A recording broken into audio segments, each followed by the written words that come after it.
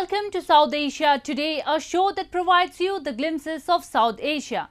I'm your host Yeshi. Here are the headlines. Afghan firm unveils locally produced vehicles.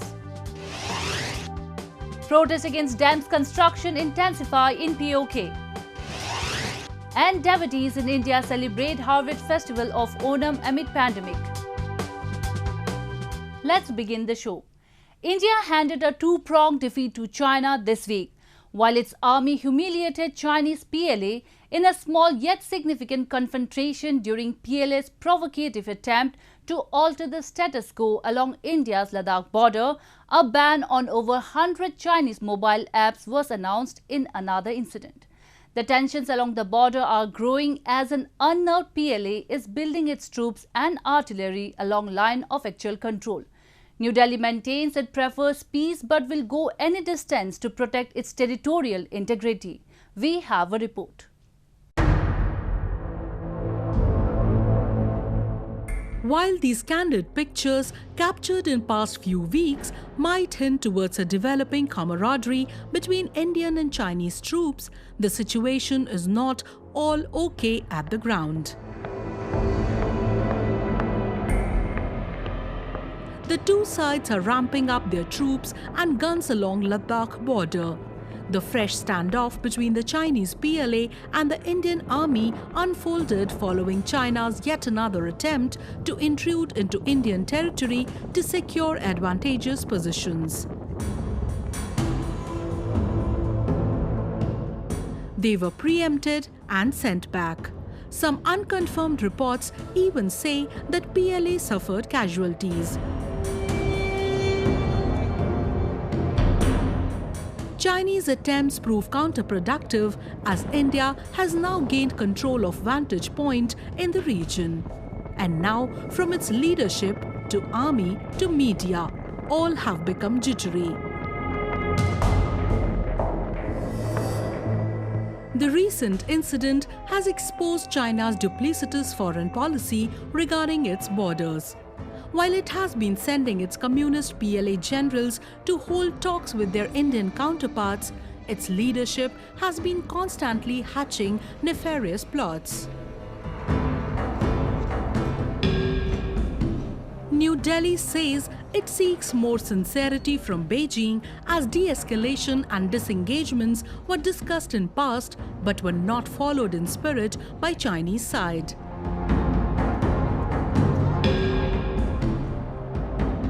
Now, the way ahead is negotiations, both through the diplomatic and military channels.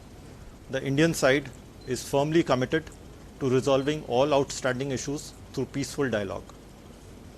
We therefore strongly urge the Chinese side to sincerely engage the Indian side with the objective of expeditiously restoring the peace and tranquility in the border areas through complete disengagement and de-escalation in accordance with the bilateral agreements and protocols.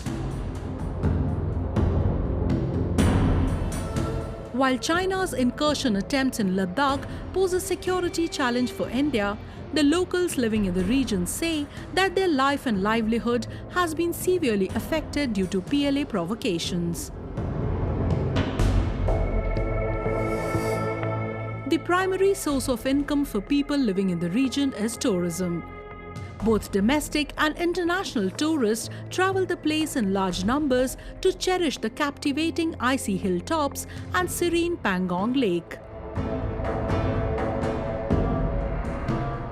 अभी एक ये Chinese जो इंक्रेजन हो रहा है continuously, वैसे तो बहुत टाइम से चल रहा है, अभी लास्ट ईयर से थोड़ा ज़्यादा बढ़ गया और इस साल जैसा सिचुएशन है उसके कारण नेक्स्ट ईयर क्या होगा कहना बहुत मुश्किल है. तो जो एक्सपेक्टेशन हम कर रहे थे उस पे भी ज़्यादा ख़राब भी हो सकते हैं. Chinese expansionist agendas are not unique and limited to India, but it has been trying to grab land across globe, with its neighborhood frequently complaining about its designs. United States, Japan, Australia, Vietnam to many other smaller countries all have confronted Beijing in last few weeks. they have called out China, saying they won't tolerate intrusive designs of any nature. Meanwhile, India has also banned over 100 Chinese mobile applications that it finds violative of security norms of the country. China, which is increasingly losing its trade and share across the world, is understandably frustrated.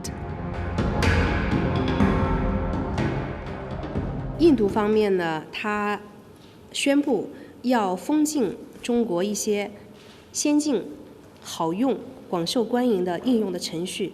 我想，首先受损的呢是印度用户的权益，当然呢也会损害中国企业的合法权益。但是印方的有关的决定吧，是损人不利己的行为。 Tencent, the owner of the popular mobile game PUBG, lost 2% shares within 2 days of the ban. India says the current situation has been the direct result of China's military misadventures. It says it is ready for talks at all levels but will not let anybody violate status quo at border. China, on the other hand, is involved in spinning lies to mislead its own people, who are now beginning to seek accountability from Communist Party. Time appears perfect when China introspects and addresses its domestic issues before entering others' territories, as only damage awaits it there. Moving on, good times are appearing not too far for Afghans. While the intra-Afghan dialogue in Qatar is just a matter of time following the release of hardcore prisoners, the market too has grown optimistic. The government says it is ready to provide all possible support to the major players who can help grow Afghanistan into an industrialized nation. Today, we show you how an indigenous firm, Amin Noor Industrial Company, is setting the precedent as others wait for better and conducive atmosphere to return. Amin Noor Industrial Company, an Afghan firm, has unveiled a fleet of brand new battery-powered passenger vehicles and mini-trucks. They all are made locally.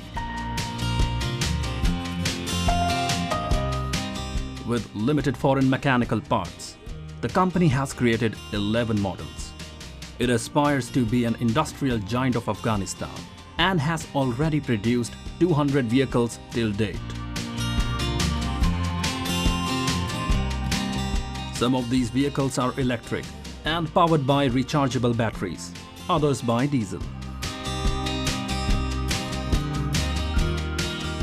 The middle class, which the company believes has expanded, despite a constant war-like situation in the country, is going to be its key target in coming decade. The current cost of production will range from $1,200 to $2,500. به مرور زمان بعد از 3 سال ما تونستیم که تقریبا 80% قطعات از این را خود ما تولید کنیم. تنها 20% که مانده پلان آینده ما است تا 5 سال بعد یا 10 سال بعد که خود انجن، فرض مثال ما انجن، تایر، شیشه که متاسفانه افغانستان تولیدات شیشه نداره، تولیدات انجن نداره، به همین ترتیب که کم و کم اجناس دیگه که در استفاده شده تولیدات افغانی نداریم. اما پلان خود ماست که ما پلان داریم که بعد از 5 سال خود ما انجن تولید کنیم، به همین ترتیب موتور و شیشه. As of now, Amin Noor Industrial Company does not have a production goal, but it will manufacture vehicles according to orders. The country has endured and continues to face major security challenges posed by Taliban. Frequent power cuts are another challenge that has treated through.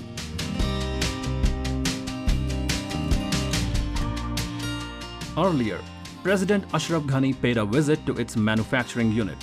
The official statement released by Presidential Palace said that his government supported all industrial endeavors that were taken in line of improving country's self-reliance. Government is hopeful that these passenger vehicles will receive a positive response from people of the country.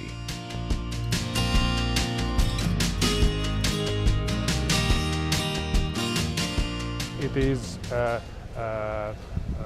environment friendly because it is by charging chargeable batteries.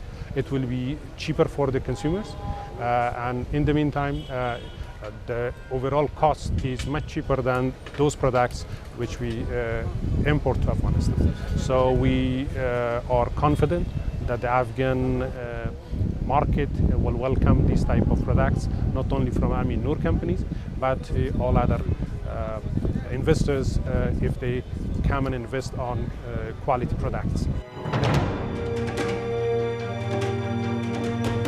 Afghanistan has historically been ravaged by war and violence and relies mostly on imports for vehicles. Owing to a protracted war with the US-led NATO forces in early 2000, the country's economy witnessed an unprecedented collapse. However, the situation improved significantly in the last decade due to the infusion of billions of dollars in international assistance and remittance from Afghan expatriates. And now, with Afghan Taliban ready to come to the table for intra-Afghan dialogues, the prospects of a healthier economy have grown much bigger and brighter. Now we take a look at some happenings in Asia in a segment called Asia Watch. The forthcoming 2020 China International Service Trade Fair will display the latest outcomes of digital technology in trade and services, including the smart application of 5G, AI and blockchain. 5G telecommunications as an important exhibition section of the 2020 CIFTIS will showcase the developed autopilot vehicles that forecast an upcoming era of 5G intelligent travel. Upon the removal of driver's seat in the future, the interiors of auto-driven cars will be endowed with a wide range of functions in both working and relaxing, where one can hold micro-meetings, handling official business remotely and even taking naps. 菜鸟呢也是在这次服贸会上展示了菜鸟最新的科技类型的产品，包括我们的物联网相关的技术，包括我们专门推出的菜鸟果果寄件机的这样一个服务，也是希望通过这次服贸会把这些新的产品更好的向社会、向我们的合作伙伴去展示。 Digital technologies have contributed significantly to the production resumption worldwide after the COVID-19 pandemic, when many Chinese digital tech giants performed outstandingly in providing services outside China in areas of medical consultation, online education, remote working, urban traveling and virtual contract signing. Additionally, digital technology will be particularly applied in combining online and offline events, as this year's CIFTIS in the consideration of the pandemic situation. At present, the CIFTI's digital platform is well poised with complete functions, offering online venues for exhibition, forum, negotiation and contract signing.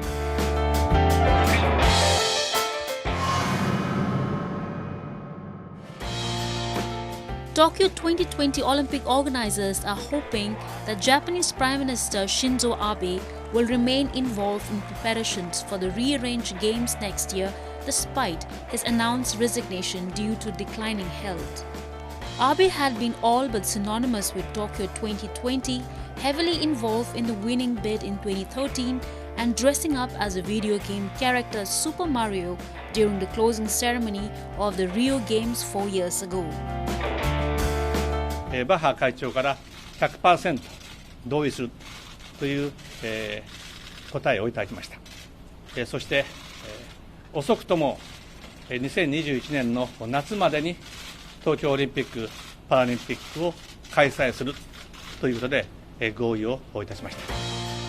And in March, he announced that the Games would be postponed until July 23rd to August 8, 2021 because of the coronavirus pandemic. Games organizers have said the rearranged Olympics will be a symbol of the world's re-emergence from the pandemic.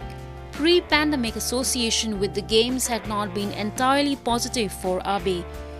He scrapped the national stadium design in 2015 after a public outcry over increased building costs, but the Games were still forecast to run a bill of $12.6 billion. The man who celebrated with Abe at the announcement that Tokyo would host the Games, former Japanese Olympic Committee President Tsunekazu Taketa, is now under investigation in France over suspected corruption related to the bid.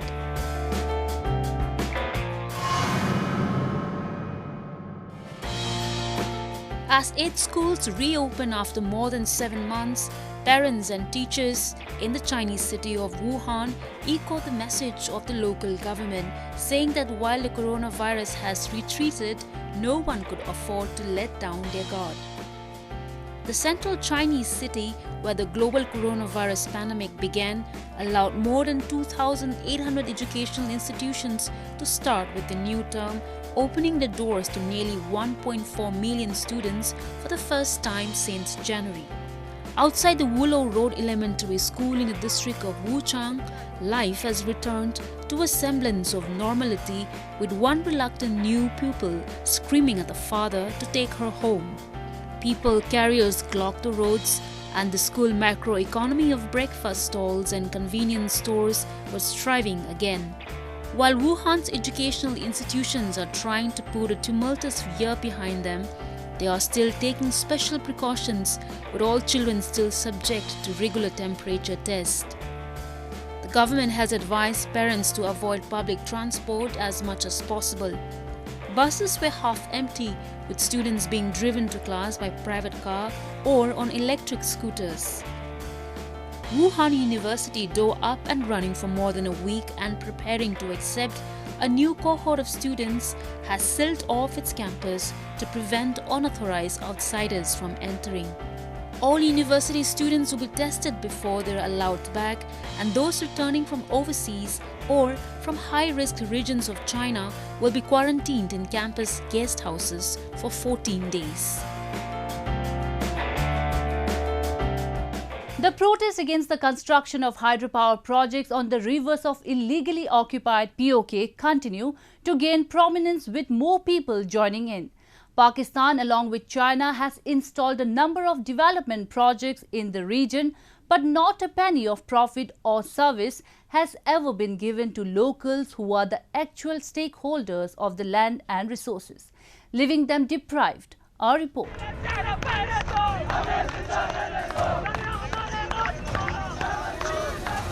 The people of illegally occupied POK continue to hold massive torch rallies in Muzaffarabad city to oppose the construction of mega dams by the Chinese firms on Neelam Jhelum River.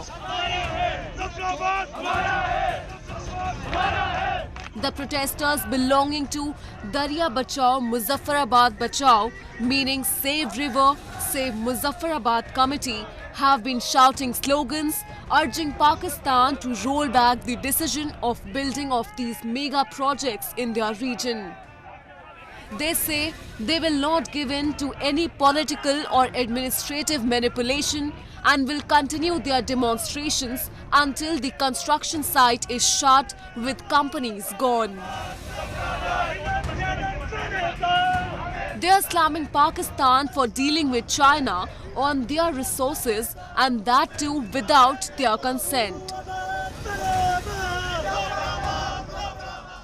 रियासत हमारी हो, वसाइल हमारे हैं, दरिया हमारे हैं, लेकिन एक याजूज माजूज की कौम चाइना उठ के आता है और इस्लामाबाद के अंदर बैठकर पाकिस्तान से वायदे करता है हमारे दरियाओं के ऊपर। पाकिस्तान और चीन को किसने हक दिया कि वो हमारे दरियाओं का सौदा करते बैठे? Pakistan and China have signed agreements to construct Azad Pattan and Kohala hydropower projects in Pakistan-occupied Kashmir, which the locals say will bring a multi-pronged crisis in the region. Signed on June 23rd, Kohala hydroelectric power project will be producing 1,124 megawatts of electricity and will be built on the Jhelum River at Muzaffarabad.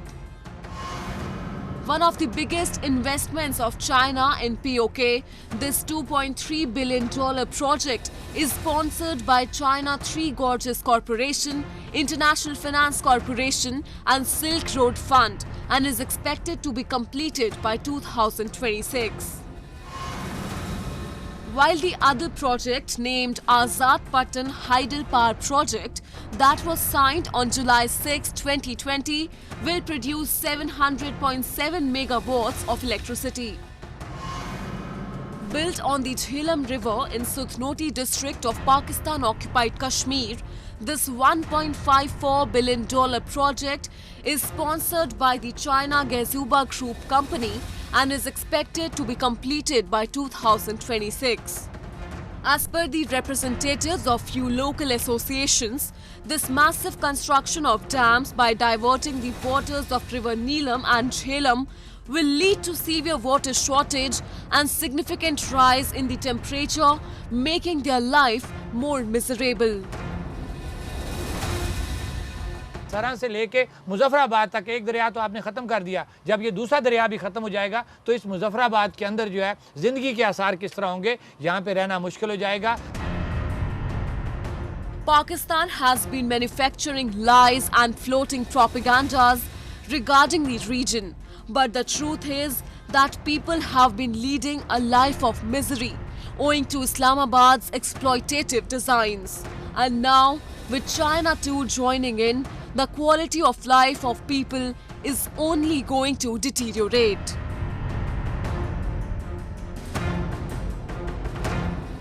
Now let's move on to India, where devotees gathered in the southern state of Kerala to celebrate their biggest festival, Onam.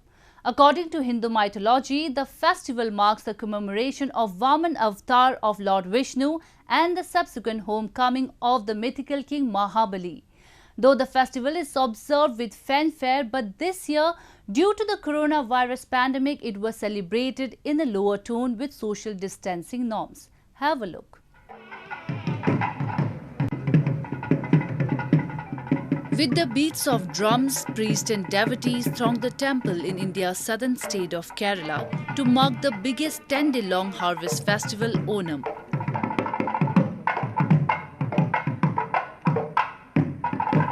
It is the annual celebrations of the homecoming of mythical King Mahabali, who is believed to come from the netherworld to check on his citizens.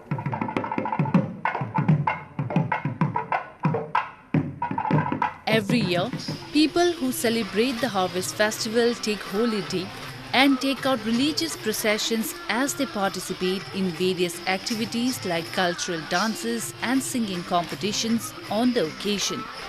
But this year, the festivities were subdued due to the coronavirus outbreak. Today, this is it's called Mahabali Edunallipa. That means the king itself. That means the god Vishnu going and bringing Vamana to the temple. That's a sankalpa which is Kerala's believing. That is the Onam. And the current prevailing situations because of Corona, we are not able to do the Onam Sadhya this time. But definitely, grace of God, Vishnu, next year definitely we'll do that. Citizens of Kerala also organized a traditional fair in Kochi to celebrate the grandeur of the festival. From different flavors of local dessert payasam to banana chips, a number of food items were on display at different stalls at the fair. During the festival, people donned traditional outfits. Special flower decorations known as Pookalam were laid on the floor outside the houses and temples to celebrate the festival in a grand manner.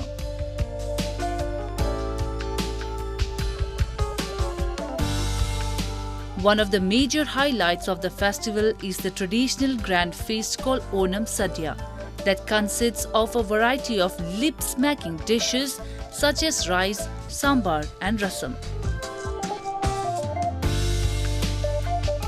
Sadhya made specially on Onam is served on banana leaves. And after visiting, paying our respects, we'll be going back home and having a small sadhya with our family. Nothing very special because things are very bad around, but still following the tradition, whatever limitations we have, we're having a happy Onam. Onam is the prime and prominent festival for Keralites, and it is celebrated in the beginning of the month of Chingam, the first month of Malayalam calendar. The festival is greatly awaited across Kerala, often referred to as God's own country, as it is believed that the harvest festival heralds prosperity and happiness in the society. It's time for me to wrap up today's episode. We will be back next week at the same time. This is Yeshi signing off from the entire production team of South Asia Today. Goodbye and take care.